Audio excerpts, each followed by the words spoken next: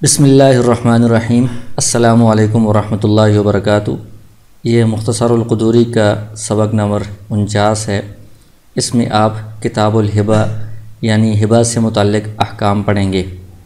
تو ہبہ کا لغوی معنی ہوتا ہے احسان کے طور پر کوئی چیز دوسرے کو دینا، اور اصطلاح میں کسی چیز کا دوسرے کو بغیر عوض کے مالک بنانا۔ اعطاء الشیء بغیر عوض، کہ بغیر کسی عوض کے کوئی چیز دوسرے کو عطا کرنا، اس کو اس چیز کا مالک بنانا، اس کو ہبہ کہا جاتا ہے۔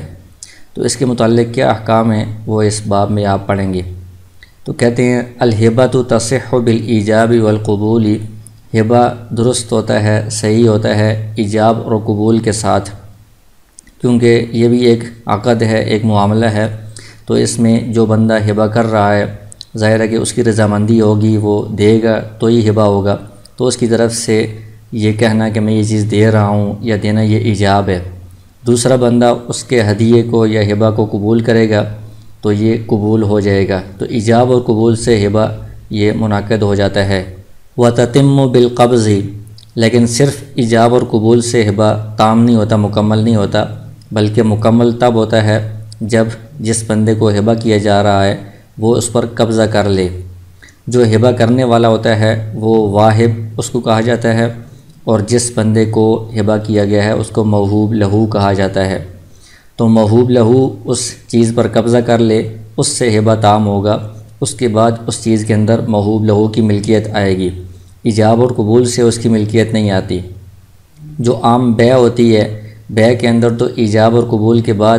اس مبیع کے اندر مشتری کی ملکیت آ جاتی ہے، اگرچہ قبضہ نہ ہو۔ لیکن یہاں پر ہبہ میں چونکہ اس کے مقابلے میں کوئی عوض نہیں ہے، اس لیے صرف ایجاب اور قبول سے اس موہوب لہو کی ملکیت نہیں آتی جب تک قبضہ نہ ہو جائے۔ قبضہ ہوگا پھر موہوب لہو کی ملکیت آئے گی اور یہ ہبہ تام ہو جائے گا، مکمل ہو جائے گا۔ پھر کہتے ہیں فَإِن قَبَضَ الْمَوْهُوبُ لَهُ فِي الْمَجْلِسِ، جس شخص کو ہبہ کیا گیا ہے اس کو موہوب لہو کہا جاتا ہے۔ اس شخص نے اس چیز پر قبضہ کر لیا اسی مجلس میں جس مجلس میں ہبہ ہوا ہے۔ بغیر ابن الواہب، جو ہبہ کرنے والا ہے اس کو واہب کہا جاتا ہے۔ تو واہب کی اجازت کے بغیر اسی مجلس میں اس نے قبضہ کر لیا، جازہ، تو یہ جائز ہے، کیونکہ جو مجلس ہے جس کے اندر ہبہ ہوا ہے تو اس مجلس میں جب واہب نے ایجاب کیا تھا کہ میں یہ چیز آپ کو ہبہ کر رہا ہوں، تو وہ ایجاب ہی اجازت ہے قبضہ کرنے کی۔ تو اسی مجلس کے اندر یہ ایجاب باقی رہے گا، تو یہ اجازت بھی باقی رہے گی۔ اگر وہ مجلس ختم ہو گئی تو اب یہ ایجاب بھی ختم ہو جائے گا، تو یہ اجازت بھی ختم ہو جائے گی۔ مجلس کے بعد اس چیز پر بغیر اجازت کی قبضہ کرنا درست نہیں ہے، وہ دوبارہ اجازت لے کر قبضہ کر سکتا ہے۔ وَإِن قَبَضَ بَعْدَ الْإِفْتِرَاقِ لَمْ تَصِحْ، اور اگر مجلس ختم ہونے کے بعد دونوں الگ الگ ہو گئے، جدا ہو گئے، جدا ہونے کے بعد اگر موہوب لہو نے واہب کی اجازت کے بغیر اس پر قبضہ کیا تو یہ قبضہ درست نہیں ہوگا۔ اب مجلس ختم ہونے سے وہ پہلے والی ایجاب والی اجازت ختم ہو گئی ہے، اب دوبارہ اجازت لینا ضروری ہے۔ إِلَّا أَن يَأْذَنَ لَهُ الْوَاهِبُ فِي الْقَبْضِ، البتہ مجلس کے بعد بھی اگر وہ قبضہ کرنا چاہتا ہے تو واہب دوبارہ اگر اجازت دے دے قبضہ کرنے کی، پھر وہ اس کو قبضہ کر سکتا ہے۔ وَتَنْعَقِدُ الْهِبَةُ بِقَوْلِهِ، اور یہ جو ہبہ ہے یہ ان الفاظ سے منعقد ہو جاتا ہے۔ وَهَبْتُ، یہ صریح الفاظ ہیں کہ میں آپ کو یہ چیز ہبہ کر رہا ہوں۔ وَنَحَلْتُ، اس کا مطلب ہے کہ میں یہ چیز آپ کو دے رہا ہوں، بخش رہا ہوں۔ أَعْطَيْتُ، میں یہ چیز عطا کر رہا ہوں۔ أَطْعَمْتُكَ هَذَا الطَّعَامَ، کھانے کی چیز ہے تو یہ کہ یہ کھانے کی چیز میں آپ کو کھلا رہا ہوں، تو یہ بھی ہبہ ہوگا۔ جَعَلْتُ هَذَا الثَّوْبَ لَكَ، یہ کپڑا میں نے آپ کے لیے کر دیا ہے، تو یہ بھی ہبہ کے معنی میں ہے۔ أَعْمَرْتُكَ هَذَا الشَّيْءَ، یہ چیز میں نے ساری عمر کے لیے آپ کو دے دی ہے۔ تو یہ سارے جو الفاظ ہیں یہ سارے ہبہ پر دلالت کرتے ہیں، بغیر عوض کی کوئی چیز دوسرے کو دینا اور اس کو مالک بنانا، اس پر یہ دلالت کرتے ہیں۔ اسی طرح حملتک علی هذه الدابۃ، کوئی جانور یا سواری ہے، اس کے بارے میں کہے کہ میں آپ کو اس پر سوار کراتا ہوں، اور اس کے اندر نیت بھی یہ کرے اذا نوى بالحملان الہبۃ، اس سوار کرانے سے اس کی نیت ہو کہ یہ مستقل میں آپ کو دے رہا ہوں، آپ کی ملکیت میں دے رہا ہوں، ہبہ کی نیت کر رہا ہے، تو اس طرح سوار کرانے کے الفاظ سے بھی یہ ہبہ منعقد ہو جائے گا۔ لیکن اگر اس میں ہبہ کی نیت نہ ہو سوار کرانے والے الفاظ میں تو پھر اس سے مراد صرف عارضی طور پر سواری کرانا ہی مقصود ہے، یہ مستقل اس کی ملکیت میں نہیں جائے گا، یہ جانور ہے، یہ سواری ہے، یہ اس کو ہبہ نہیں ہوگی۔ ولا تجوز الہبۃ فیما یقسم الا محوزۃ مقسومۃ، آگے کہتے ہیں کہ ہبہ جائز نہیں ہے ان چیزوں میں جو تقسیم ہو سکتی ہیں، یعنی جو چیزیں تقسیم ہو سکتی ہیں ان میں ہبہ اس وقت تک جائز نہیں ہوگا الا جب تک کہ محوزتاً اس چیز کو بالکل فارغ کر دیا گیا ہو، کسی کے استعمال میں بھی نہ ہو اور اس کے ساتھ کوئی حقوق بھی متعلق نہ ہو، سارے حقوق سے وہ فارغ کر دی گئی ہو، مقسومتاً اس کو تقسیم کر کے الگ کر دیا گیا ہو، تب اس چیز کو آگے ہبہ کرنا درست ہوگا۔ وہبۃ المشاع، مشاع کہتے ہیں مشترک چیز کو کہ ایک ہی چیز میں دو یا زیادہ افراد شریک ہیں، ان میں سے ایک بندہ اپنا حصہ کسی کو ہبہ کر رہا ہے، تو یہ مشاع مشترک چیز کا ایک حصہ ہبہ کرنا فیما لا یقسم جائزۃ، ان چیزوں میں جو تقسیم ہو سکتی ہیں ان میں مشترک چیز کا ہبہ کرنا تو جائز نہیں ہے، کیونکہ تقسیم کے بغیر وہ ہبہ ہو رہا ہے اور تقسیم اس میں ممکن بھی ہے۔ لیکن جو چیزیں تقسیم نہیں ہو سکتی، تقسیم کرنے کے بعد ان کا فائدہ ہی باقی نہیں رہے گا یا وہ بیکار ہو جائیں گی، استعمال میں ہی نہیں رہ سکتی، تو ان میں مشاع چیز کا مشترک چیز کا ہبہ کرنا بھی جائز ہے۔ آگے فرماتے ہیں ومن وہب شخصا مشاعا، ایک شخص نے ایک مشترک حصے کو ہبہ کیا، فالہبۃ فاسدۃ،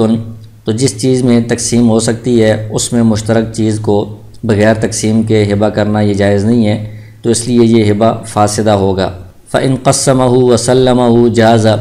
اگر وہ اس کے بعد اس کو تقسیم کرتا ہے اور اس کے حوالے کر دیتا ہے تو پھر یہ ہبہ جائز ہو جائے گا، درست ہو جائے گا، کیونکہ اگرچہ ہبہ کے وقت تو وہ مشترک تھا، تقسیم نہیں ہوا تھا، الگ نہیں ہوا تھا، لیکن قبضے کے وقت وہ تقسیم کر کے الگ کر کے اس کے سپرد کیا گیا ہے، تو قبضہ کے وقت یہ ہبہ تام ہوتا ہے، تو ہبہ کے تام ہونے کے وقت وہ چیز الگ ہے اور وہ فارغ ہے، تمام چیزوں سے تقسیم ہو چکی ہے، اس لیے اب وہ جو ہبہ پہلے فاسد ہوا تھا وہ دوبارہ جائز ہو جائے گا، درست ہو جائے گا۔ وَلَوْ وَهَبَ دَقِيقًا فِي حِنْطَةٍ، اگر کسی نے ہبہ کیا آٹا گندم کے اندر، یعنی یہ جو گندم ہے اس کے اندر جو آٹا ہے وہ میں آپ کو ہبہ کرتا ہوں، او دہنن فی سمسمن، یا تیل ہبہ کیا تیلوں کے اندر، یعنی ابھی تیل کو نکالا ہوا نہیں ہے، تیل پڑے ہوئے ہیں کہ ان کے اندر جو تیل ہے وہ میں آپ کو ہبہ کر رہا ہوں، فالہبۃ فاسدۃ، تو یہ ہبہ فاسد ہے۔ فإن طحن، اگر بعد میں ان گندم کو پیس لیا اور اس میں سے آٹا نکال لیا یا جو تل ہیں ان میں سے تیل نکال لیا، وسلمہ، اور پھر سپرد کیا، لم یجوز، تب بھی یہ بعد میں یہ ہبہ جائز نہیں ہوگا، درست نہیں ہوگا۔ اس کی وجہ یہ ہے کہ پہلے مسئلے میں تو وہ چیز موجود تھی، صرف وہ مشترک تھی، تقسیم نہیں ہوئی تھی، تو تقسیم کر کے سپرد کر دینا جائز ہے، لیکن یہاں پر جو آٹا ہے وہ موجود نہیں ہے، سامنے گندم موجود ہے، آٹا نہیں ہے، جب تک اس کو پیسا نہیں جائے گا، تو یہ معدوم چیز کا ہبہ ہوا ہے، تو معدوم چیز کا ہبہ شروع سے منعقد ہی نہیں ہوگا، تو بعد میں اگر اس کو پیستے ہیں تب بھی اس کو ہبہ کرنا درست نہیں ہے، دوبارہ نئے سرے سے ہبہ اگر کیا جائے اس آٹے کا پیسنے کے بعد تو وہ ہبہ درست ہوگا۔ اسی طرح تل موجود ہے، تیل موجود نہیں ہے، معدوم چیز کا ہبہ درست نہیں تھا، اس لیے بعد میں تیل نکالنے کے بعد بھی وہ والا ہبہ درست نہیں ہوگا، اب نئے سرے سے نیا ہبہ کرنا پڑے گا۔ وَإِذَا كَانَتِ الْعَيْنُ فِي يَدِ الْمَوْهُوبِ لَهُ، اگر وہ چیز جس کا ہبہ کیا جا رہا ہے وہ پہلے سے ہی موہوب لہو کے قبضے میں ہے، ہبہ کرنے سے پہلے ہی موہوب لہو کے پاس ہے، تو اس صورت میں اگر کوئی بندہ وہی چیز اس کو ہبہ کرتا ہے، ملکہ بالہبۃ، تو ہبہ کرتے ہی وہ بندہ موہوب لہو اس چیز کا مالک بن جائے گا۔ وَإِن لَمْ يُجَدِّدْ فِيهَا قَبْضًا، اگرچہ اس نے دوبارہ نیا قبضہ نہیں کیا، تو پہلے سے وہ چیز اس کے پاس موجود ہے، قبضہ پہلے سے موجود ہے، تو نیا قبضہ کرنے کی ضرورت نہیں ہے، بس صرف ہبہ کرنے سے وہ چیز اس کی ملکیت میں چلی جائے گی۔ وَإِذَا وَهَبَ الْأَبُ لِابْنِهِ الصَّغِيرِ هِبَةً، اگر ایک والد اپنے چھوٹے بچے جو نابالغ ہے، جس کا اپنا قبضہ نہیں ہوتا، والد کا قبضہ ہی اس کی طرف سے قبضہ شمار ہوتا ہے، اس بچے کو کوئی چیز ہبہ کر رہا ہے، تو جیسے ہی ہبہ کرے گا ملکہ الابن، تو وہ چیز ابھی باپ کے پاس ہی ہے، وہ بیٹا جو ہے وہ اس کا مالک بن جائے گا بالعقدی، ہبہ کی عقد کے ساتھ ہی، کیونکہ اس صورت میں قبضہ باپ کا ہوا ہے، پہلے سے باپ کا قبضہ موجود ہے، تو وہی قبضہ بیٹے کی طرف سے شمار ہوگا، بیٹے کا اپنا قبضہ معتبر نہیں ہے کیونکہ وہ چھوٹا ہے، تو باپ نے جیسے ہی وہ چیز ہبہ کی ہے تو باپ نے گویا کہ بیٹے کی طرف سے اس پر قبضہ بھی کیا ہوا ہے، تو لہٰذا ہبہ کرتے ہی وہ چیز بیٹے کی ملکیت میں چلی جائے گی۔ وَإِنْ وَهَبَ لَهُ أَجْنَبِيٌّ هِبَةً تَمَّتْ بِقَبْضِ الْأَبِي، اور اگر کسی اجنبی بندے نے اس چھوٹے بچے کو ہبہ کیا کوئی چیز، تو چونکہ چھوٹے بچے کا اپنا قبضہ معتبر نہیں ہے، وہ والد کا قبضہ بچے کا قبضہ شمار ہوتا ہے، تو والد نے اس ہبہ کی ہوئی چیز پر اگر قبضہ کر لیا تو اس قبضہ کرنے سے وہ ہبہ تام ہو جائے گا۔ وَإِذَا وَهَبَ لِلْيَتِيمِ هِبَةً، اگر کسی نے یتیم کو کوئی چیز ہبہ کی ہے تو اس کا والد تو موجود نہیں ہے،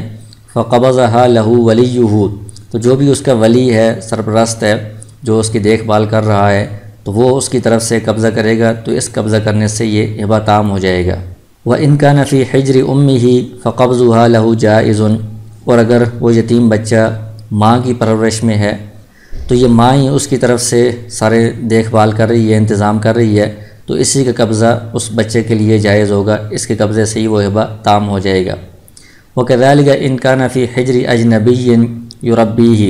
اسی طرح کوئی یتیم بچہ کسی اجنبی کی پرورش میں ہے جو اس کی تربیت وغیرہ کر رہا ہے،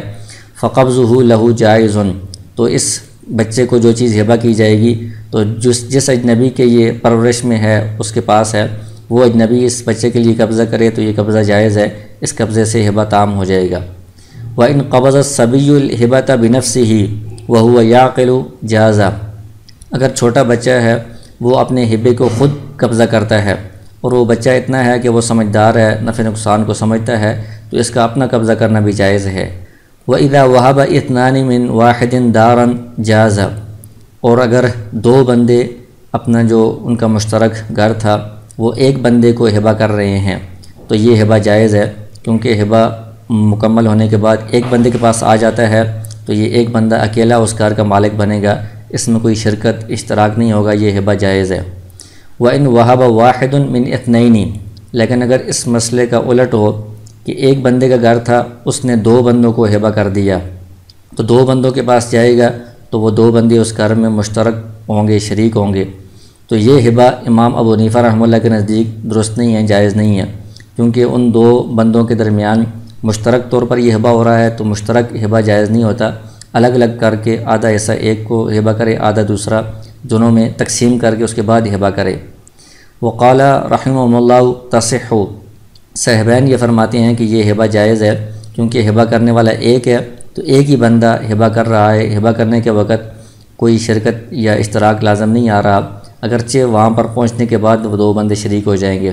تو ہبہ کرنے کے وقت کوئی شرکت نہیں ہے، لہٰذا یہ ہبہ صاحبین کے نزدیک جائز ہے۔ وَإِذَا وَهَبَ لِأَجْنَبِيٍّ هِبَةً فَلَهُ الرُّجُوعُ فِيهَا، اگر کسی بندے نے کسی اجنبی کو کوئی چیز ہبہ کی ہے جو اس کا رشتہ دار نہیں ہے، تو یہ بندہ اس سے اس چیز کا رجوع بھی کر سکتا ہے، ہبہ والی چیز کو واپس بھی لے سکتا ہے، الا مگر کچھ ایسے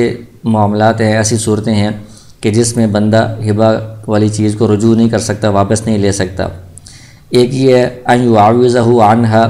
کہ اس نے کوئی چیز اجنبی کو ہبہ کی ہے، اس نے اس کے عوض میں، اس کے بدلے میں اس کو کوئی اور چیز دے دی ہے، تو چونکہ اس کو اس کا عوض بدل مل گیا ہے تو لہٰذا یہ اپنی چیز کو، ہبہ کی ہوئی چیز کو واپس نہیں لے سکتا۔ او یزید زیادتاً متصلتاً، یا دوسری صورت یہ ہے کہ جو موہوب لہو ہے، جس کے پاس وہ چیز گئی ہے ہبہ کرنے کے بعد، اس نے اس چیز کے ساتھ کوئی ایسا کام کیا ہے جس میں اس میں اضافہ ہو گیا ہے، اور وہ اضافہ ایسا متصل ہے کہ اس کو الگ نہیں کیا جا سکتا، الگ کرنے میں نقصان ہوتا ہے۔ مثلا کپڑا تھا، اس نے اس کپڑے کو رنگ دیا ہے یا کپڑے کی سلائی کر دی ہے، تو اب یہ جو بندہ ہے واہب، یہ اس چیز کو واپس نہیں لے سکتا، کیونکہ واپس لینے میں اس موہوب لہو کی جو چیز ہے، اضافہ ہے، وہ بھی ساتھ آ رہا ہے، تو اس لیے یہ واپسی کا حق ختم ہو جائے گا۔ او یموت احد المتعاقدین، یا دونوں میں سے، واہب اور موہوب لہو میں سے کوئی ایک کا اگر انتقال ہو جائے تو اس صورت میں بھی واپسی کا، رجوع کا حق ختم ہو جاتا ہے۔ اگر واہب کا انتقال ہو گیا ہے تو جو اس کے ورثاء ہیں ان کا تو ظاہر ہے کہ موہوب لہو کے ساتھ کوئی تعلق ہی نہیں ہے، انہوں نے تو ہبہ نہیں کیا، تو وہ اس چیز کو واپس نہیں لے سکتے۔ اگر موہوب لہو کا انتقال ہو گیا ہے تو اب وہ جو چیز ہے وہ اس کے ورثاء کی ملکیت میں چلی گئی ہے، ورثاء کی طرف منتقل ہو گئی ہے، تو آگے آ رہا ہے کہ اگر وہ چیز موہوب لہو سے کسی دوسرے کی ملک میں چلی جائے تو پھر بھی واپسی کا حق ختم ہو جاتا ہے، رجوع کا حق ختم ہو جاتا ہے۔ تو لہٰذا اس کے ورثاء کی ملکیت میں چلے جانے کے بعد اب یہ واہب ان سے واپس نہیں لے سکتا۔ او یخرج الہبۃ من ملک الموہوب لہ، یا وہ جو ہبہ والی چیز ہے وہ موہوب لہو کی ملکیت سے نکل گئی ہے، یعنی اس نے آگے بیچ دی ہے یا اس نے آگے کسی اور کو ہبہ کر دیا ہے، اس طرح کا کوئی بھی معاملہ ہوا ہے جس میں وہ چیز موہوب لہو کی ملکیت سے نکل گئی ہے، تو اب واہب اس سے وہ چیز واپس نہیں لے سکتا۔ وَإِنْ وَهَبَ هِبَةً لِذِي رَحْمٍ مَحْرَمٍ مِّنْهُ فَلَا رُجُوعَ فِيهَا، پہلے تو بات تھی اجنبی کی کہ کسی اجنبی کو ہبہ کیا ہے تو اس میں واپس لیا جا سکتا ہے وہ چیز، لیکن اگر کسی نے کوئی چیز کسی ذی محرم کو، قریبی رشتہ دار کو ہبہ کی ہے تو اس صورت میں وہ اس سے رجوع نہیں کر سکتا، کیونکہ اس کا بدلہ صلہ رحمی ہے، تو صلہ رحمی حاصل ہو گئی ہے، تو اس لیے یہ اب اس چیز کو واپس نہیں کر سکتا، واپس کرنے میں قطع رحمی لازم آتی ہے۔ وَكَذَلِكَ مَا وَهَبَهُ أَحَدُ الزَّوْجَيْنِ لِلْآخَرِ، اسی طرح احد الزوجین یعنی میاں بیوی میں سے کوئی ایک دوسرے کو ہبہ کرتا ہے تو وہ بھی واپس نہیں کر سکتا، کیونکہ اس کے بدلے میں صلہ رحمی ان کو حاصل ہو گئی ہے، تو اب اس چیز کو واپس نہیں کر سکتے۔ وَإِذَا قَالَ الْمَوْهُوبُ لَهُ لِلْوَاهِبِ، اگر موہوب لہو واہب سے یہ کہتا ہے خُذْ هَذَا عِوْضًا عَنْ هِبَتِكَ، یعنی ایک بندے نے دوسرے کو کوئی چیز ہبہ کی ہے تو وہ جو موہوب لہو ہے جس کو وہ چیز ہبہ کی گئی ہے اس نے اس کے بدلے میں کوئی اور چیز دے کر کہا کہ آپ نے جو مجھے ہبہ کیا ہے اس کے عوض میں آپ یہ لے لیں، او بدلاً عنہا، یا آپ نے جو ہبہ کیا ہے اس کے بدلے میں یہ لے لیں، او فی مقابلتہا، یا اس چیز کے مقابلے میں یہ لے لیں۔ فقبضہ الواہب، واہب نے اس بدل یا عوض پر قبضہ کر لیا، سقط الرجوع، تو جب ہبہ کا بدل مل جائے، اس کا معاوضہ مل جائے، عوض مل جائے، تو اب اس ہبہ والی چیز کو رجوع نہیں کیا جا سکتا، واپس نہیں لیا جا سکتا، رجوع کا حق ساقط ہو جائے گا۔ وَإِنْ عَوَّضَهُ أَجْنَبِيٌّ عَنِ الْمَوْهُوبِ لَهُ مُتَبَرِّعًا، اگر ایک بندے نے دوسرے کو کوئی چیز ہبہ کی ہے موہوب لہو کو، تو موہوب لہو نے خود تو کوئی عوض نہیں دیا، اس کی طرف سے ایک تیسرے بندے نے جو اجنبی ہے اس نے موہوب لہو کی طرف سے عوض دے دیا ہے، متبرعاً احسان کرتے ہوئے اپنی خوشی سے۔ فقبض الواہب العوض، واہب نے عوض پر قبضہ کر لیا، سقط الرجوع، اس صورت میں بھی رجوع کا حق ختم ہو جائے گا، کیونکہ واہب کو اس کا عوض مل گیا ہے، چاہے موہوب لہو کی طرف سے ملے یا کسی اور اجنبی کی طرف سے ملے، تو عوض ملنے کے بعد، بدل ملنے کے بعد اس چیز کو واپس نہیں لیا جا سکتا۔ وَإِذَا اسْتُحِقَّ نِصْفُ الْهِبَةِ رَجَعَ بِنِصْفِ الْعِوَضِ، اگر کوئی چیز کسی نے دوسرے کو ہبہ کی ہے اور اس نے اس کے عوض میں کوئی چیز دی ہے اس کو، تو اگر اس ہبہ والی چیز کا نصف کسی اور کا نکل آیا ہے، یعنی کوئی اور بندہ آ کر کہتا ہے کہ اس میں سے آدھی چیز تو میری ہے، تو اس بندے نے واپس جو عوض دیا تھا اس میں سے بھی وہ آدھا واپس لے لے گا، کیونکہ جو پورا عوض تھا وہ پوری ہبہ والی چیز کے بدلے میں تھا، تو وہ ہبہ والی چیز پوری اس کے پاس سلامت نہیں رہی، آدھی ہے، لہٰذا وہ آدھا عوض بھی اس کے بدلے میں واپس لے لے گا۔ وَإِنْ اسْتَحِقَّ نِصْفُ الْعِوَضِ لَمْ يَرْجِعْ فِي الْهِبَةِ بِشَيْءٍ، اور اگر عوض جو دیا تھا اس میں سے آدھے کا کوئی مستحق نکل آیا ہے تو اب یہ جو واہب ہے یہ ہبہ کی چیز میں سے کچھ بھی واپس نہیں لے گا، رجوع نہیں کرے گا، کیونکہ جو باقی عوض ہے وہ پوری چیز کا عوض بن سکتا ہے، تو اس لیے اس عوض کا پورا ہونا اس کے پاس باقی رہنا لازم نہیں ہے۔ عوض میں سے کچھ بھی اگر باقی رہتا ہے تو اس کو ہم عوض شمار کر سکتے ہیں پورے ہبہ کا۔ إِلَّا أَن يَرُدَّ مَا بَقِيَ مِنَ الْعِوْضِ ثُمَّ يَرْجِعُ فِي كُلِّ الْهِبَةِ، البتہ آدھا مستحق لے کر چلا گیا ہے، جو باقی آدھا عوض ہے واہب کے پاس، وہ بھی اگر وہ باقی آدھا بھی اس کو واپس کر دے، اور جب عوض اس کے پاس نہیں رہے گا تو اب یہ پورا ہبہ والی چیز واپس لے سکتا ہے، اس کا رجوع کر سکتا ہے۔ وَلَا يَصِحُّ الرُّجُوعُ فِي الْهِبَةِ إِلَّا بِتَرَاضِيهِمَا أَوْ بِحُكْمِ الْحَاكِمِ، کہتے ہیں کہ ہبہ کے اندر اگر رجوع، کوئی بندہ ہبہ کرنے کے بعد رجوع کرنا چاہتا ہے، واپس لینا چاہتا ہے، تو یا تو دونوں کی رضامندی ہو، اس سے واپس لیا جا سکتا ہے کہ دوسرا بندہ رضامندی سے واپس کر دے، یا پھر یہ کہ قاضی کے پاس یہ معاملہ چلا جائے اور قاضی فیصلہ کر دے واپسی کا، اس صورت میں رجوع ہو سکتا ہے۔ اگر موہوب لہو جس کو ہبہ کی گئی ہے وہ چیز وہ راضی نہیں ہے واپس کرنے پر اور قاضی کا فیصلہ بھی نہیں ہے، تو یہ واہب اس سے وہ چیز واپس نہیں لے سکتا۔ وَإِذَا تَلَفَتِ الْعَيْنُ الْمَوْهُوبَةُ، اگر جو چیز ہبہ کی گئی ہے وہ موہوب لہو کے پاس تھی اور اس کے پاس وہ تلف ہو گئی ہے، ہلاک ہو گئی ہے، یا اس نے استعمال کر لی ہے، ثُمَّ اسْتَحَقَّهَا مُسْتَحِقٌ، پھر اس کے بعد کوئی مستحق آ گیا ہے کہ وہ چیز تو میری ہے، فضمن الموہوب لہو، تو اس مستحق کو موہوب لہو ضمان دے گا، کیونکہ موہوب لہو کے پاس وہ چیز تھی، اس کے پاس وہ ضائع ہوئی ہے، تو اس کا ضمان موہوب لہو پر لازم ہوگا۔ لم یرجع علی الواہب بشیء،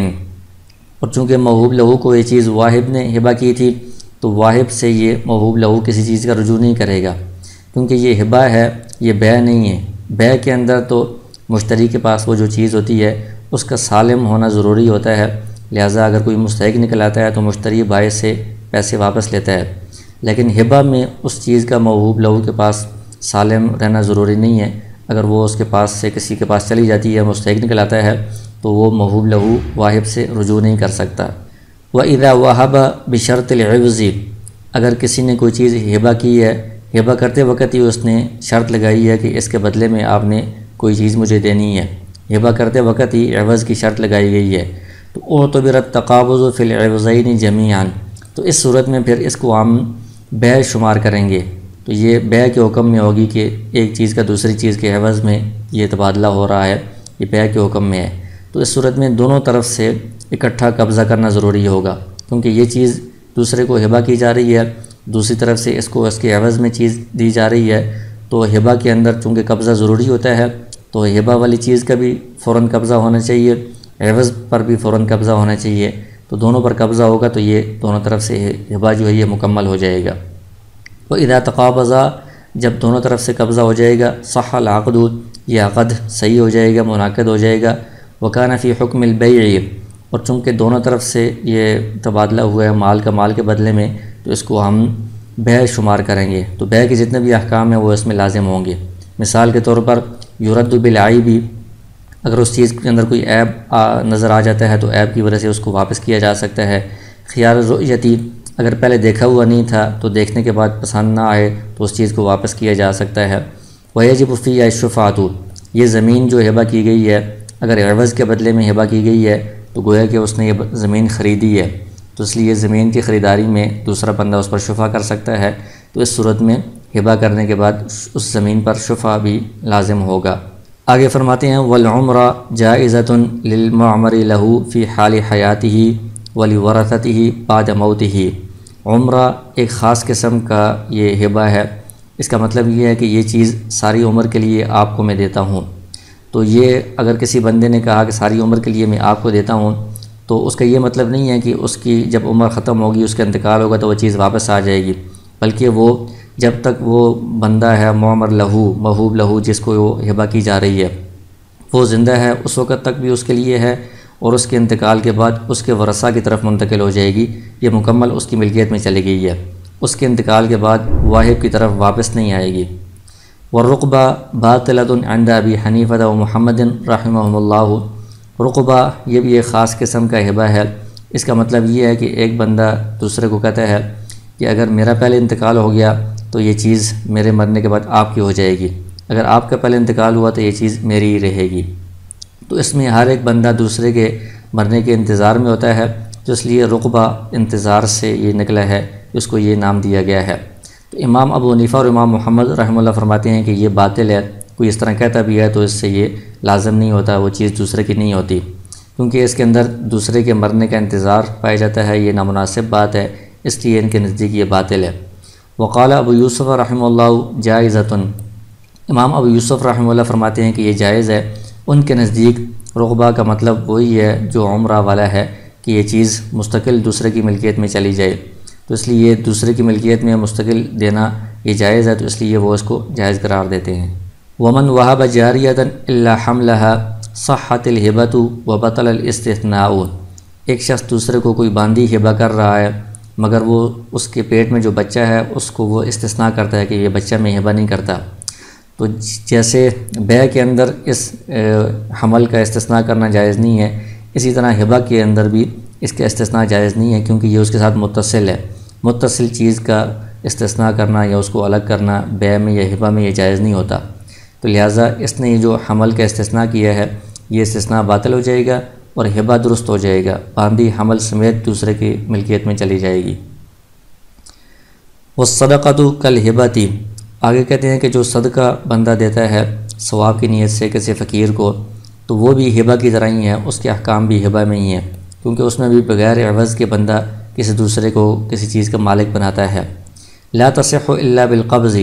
تو یہ صدقہ بھی تام تب ہوگا جب بندہ وہ چیز دوسرے کے حوالے کر دے، دوسرا بندہ اس پر قبضہ کر لے، تب یہ صدقہ تام ہوگا۔ ولا تجوز فی مشاع یحتمل القسمۃ، اسی طرح ایسی مشترک چیز جو تقسیم ہو سکتی ہے، جس میں تقسیم ممکن ہے، تو اس میں مشترک چیز کا صدقہ کرنا بھی جائز نہیں ہے، بلکہ اس کو تقسیم کرنے کے بعد حصے الگ کر کے اس کو پھر صدقہ کیا جائے گا۔ وَإِذَا تَصَدَّقَ عَلَى فَقِيرَيْنِ بِشَيْءٍ جَازَ،